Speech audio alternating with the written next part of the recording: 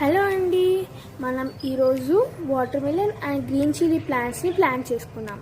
మేమైతే ఇలా ప్లాంట్ చేసుకున్నాం, చూద్దాం వస్తుందో రాదో. సో ఫస్ట్ గ్రీన్ చిల్లీ చేసుకుందాము. ఇక్కడ మేము ఒక తొట్టి తీసుకొని దాంట్లో cocopeat and red soil mix అనేది తీసుకున్నాం. దాని తర్వాత పచ్చిమిర్చి నుంచి సీడ్స్ తీసుకొని మొత్తం మాయిశ్చర్ పోయేలాగా ఎండపెట్టుకున్నాం. ఇప్పుడు దాంట్లో వేసుకొని మంచిగా దాన్ని మేము రెడ్ సాయిల్తో అండ్ కోకోపీట్తో రెండింటితో కవర్ చేసుకున్నాము.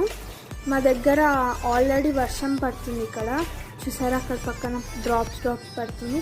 అందుకని మేము ప్లాంట్ ఏం వాటర్ చేయలేము, జస్ట్ అలా పెట్టేసాము. హెయిల్ స్టోన్స్ కూడా పడ్డాయి మా దగ్గర, సో అలా వదిలేసాము దీన్ని.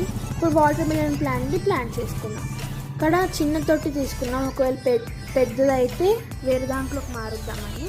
ఇక్కడ కూడా same cocopeat and red soil mixture.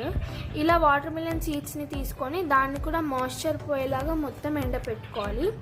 Next ఆ మట్టిలో వేసుకున్నాం. ఇప్పుడు అలా వేసుకొని దాన్ని ఇలా వేసుకొని మొత్తం మేము కోకోపీట్తోనే కవర్ చేసుకున్నాం. దీన్ని అయితే కోకోపీట్తో కవర్ చేసుకున్నాము.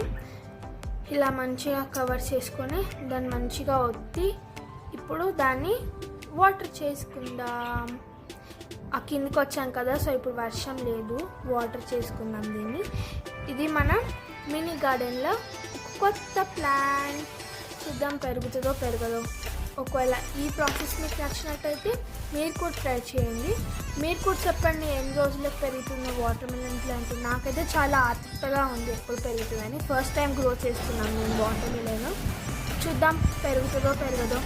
ఒకవేళ ఇది మీకు నచ్చినట్టయితే మీరు కూడా ట్రై చేసి ఎలా వచ్చిందో కామెంట్ చేయండి.